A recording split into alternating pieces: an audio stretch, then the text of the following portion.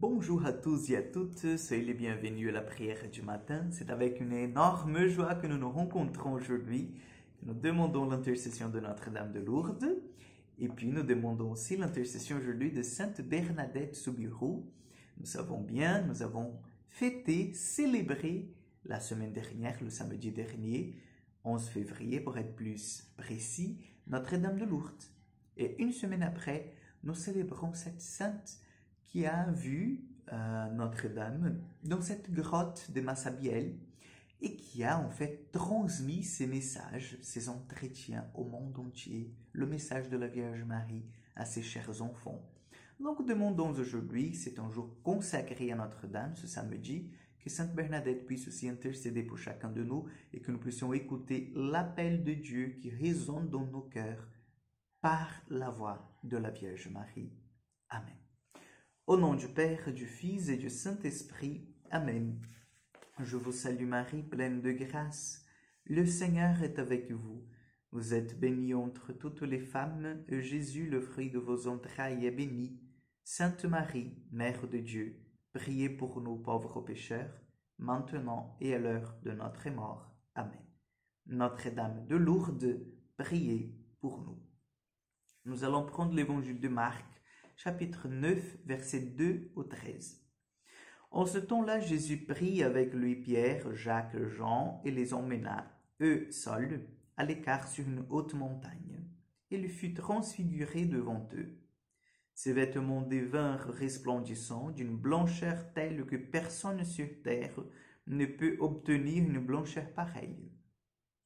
Élie leur apparut avec Moïse, et tous deux s'entretenaient avec Jésus.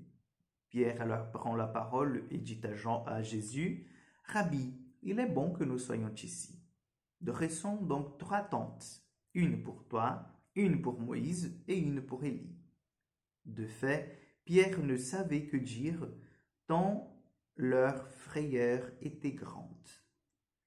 Souvent une nuée qui les couvrait sur son ombre, et de la nuée, une voix se fit entendre. Celui-ci est mon fils bien-aimé, écoutez-le.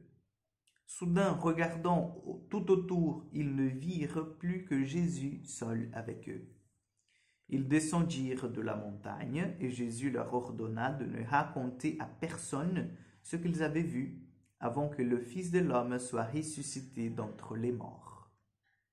Ils restèrent fermement attachés à cette parole, tout en se demandant entre eux ce que voulait dire ressusciter d'entre les morts. Et ils l'interrogeaient. Pourquoi les scribes disent-ils que le prophète Élie doit venir d'abord?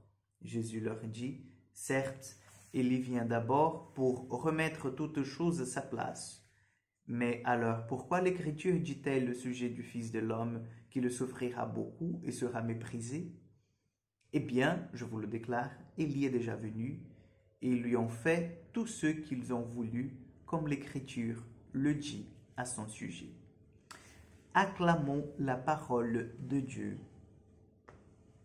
Chers frères et sœurs, hier nous avons parlé, l'Évangile nous a invités à méditer sur porter sa croix, l'appel de disciple, l'appel que le Seigneur nous fait à le suivre. Donc nous avons bien dit qu'il faut renoncer à soi-même, prendre sa croix et puis le suivre, n'est-ce pas? Et aujourd'hui, par cet évangile de la transfiguration, le Seigneur, il nous montre en fait quelle sera notre récompense par en fait tous ceux que nous avons laissés, abandonnés, renoncés dans ce monde. Le Seigneur nous montre cette transfiguration.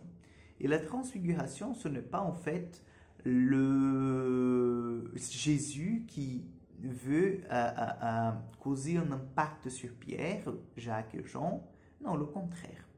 C'est Jésus qui montre, parce qu'à côté de Jésus, nous voyons Élie et Moïse, c'est Jésus qui montre que l'humanité est destinée à vivre avec lui dans cette gloire. L'humanité, elle est destinée à vivre cette grâce d'unité et de gloire avec son Maître, avec son Dieu. Donc, chers amis, lorsque nous voyons l'évangile de la transfiguration, nous voyons notre destinée. Nous voyons notre fin ultime. Et nous pouvons contempler et être sûrs que ce nous savons en fait mourir aux choses d'ici-bas, nous allons vivre éternellement avec le Seigneur dans le ciel, avec dans cette gloire en fait qui éblouit, qui est resplendissante, qui nous enveloppe par complet. Donc demandons au Seigneur qu'il nous aide aujourd'hui par l'intercession de Sainte Bernadette Soubirous, elle qui a tout abandonné sur cette terre, elle qui a vécu une vie de souffrance et d'épreuve. C'était pas facile la vie de Sainte Bernadette, mais elle a su mettre sa confiance dans le Christ par les mains de Marie. Donc demandons à Sainte Bernadette, à Notre-Dame de Lourdes, que nous puissions nous aussi témoigner de notre foi et avec patience savoir attendre le moment où le Seigneur nous appellera à habiter avec lui. Amen. Le Seigneur soit avec vous, que Dieu Tout-Puissant vous bénisse et vous garde, le Père, le Fils et le Saint-Esprit. Amen. Bonne journée, chers amis, que Dieu vous accompagne et à demain pour à mardi, pour encore une prière du matin. Bon week-end.